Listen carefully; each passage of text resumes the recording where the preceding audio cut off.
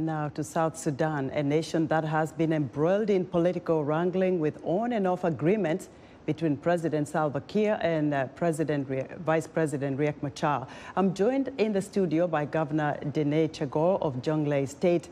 Governor, it's great to have you in the studio with us today. Let's start there.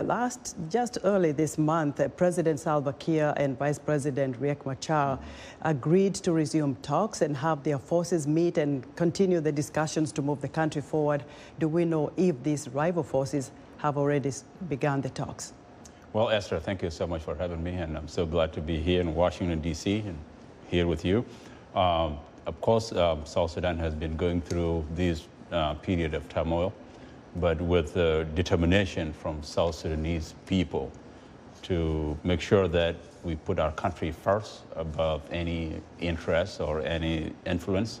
So we signed this peace agreement, the revitalized peace agreements, and we are working on implementation of this peace agreement. So when it comes to the security arrangement, which you just asked, last week, the President Salva Kiir and Dr. Riek Machar, the leader of SPLM-IO, and the other political parties, sign an agreement that will allow the country to form the unified forces that the agreement asked for. And so far it's going so well. And soon we will have the unified force in South Sudan. Hopefully, because, you know, they've signed them on and off. They break apart, you know, one goes one way, the other one goes one way. And then the people of South Sudan are left wondering, are we ever going to have a country? This is the youngest nation in Africa. And you're yet to realize stability in the country. Do you believe that this time round, these agreements will hold? I personally believe that. I do know that because I'm part of that agreement. I'm part of the negotiation of this agreement, and I'm also part of the implementation of this agreement. So in any agreement, anywhere in the world, you know, there's always ups and downs. And that's why it's called an agreement, because it means that you don't get all you want and the other side don't get all they want.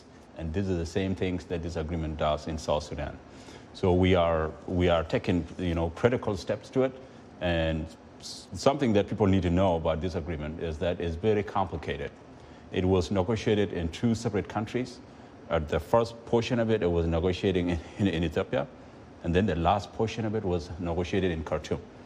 The two portions of it, you know, there are some part of it that we, the South Sudanese people, have to now go and negotiate and move on with it.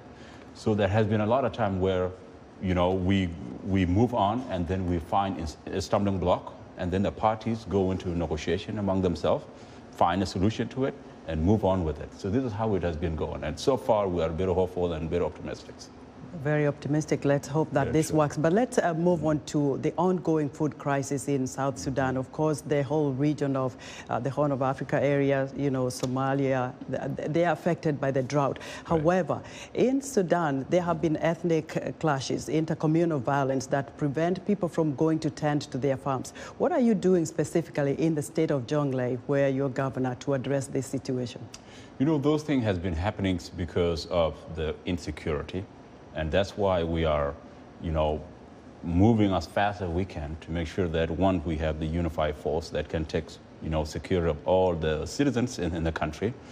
Number two, we want to make sure that, you know, people return back to their home, to their livelihood. So the first priority for every South Sudanese now is to make sure that we have a peace agreement that's in place that put the security of our people first, that put the security of our country first.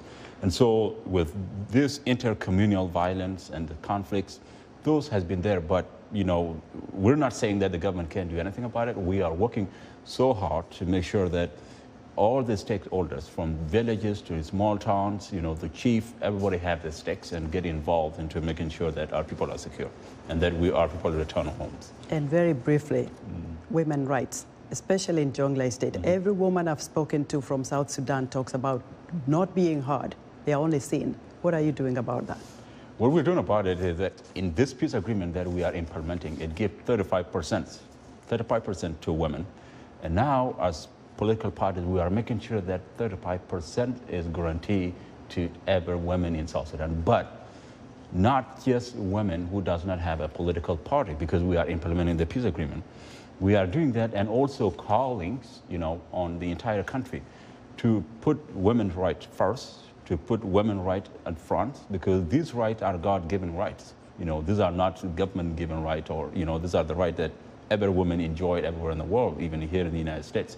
So we want to make sure that we do that. But as we are implementing the peace agreement, those rights also goes into scrutiny, and so there are ups and downs. I remember this interview, Very good. Governor, and hold you to account Thank you if we so don't much. hear You can do women's that. rights in South Sudan. Thank you so much, Governor Chagol. Thank you. Jonglei Chagol is the governor of South Sudan, Jonglei State.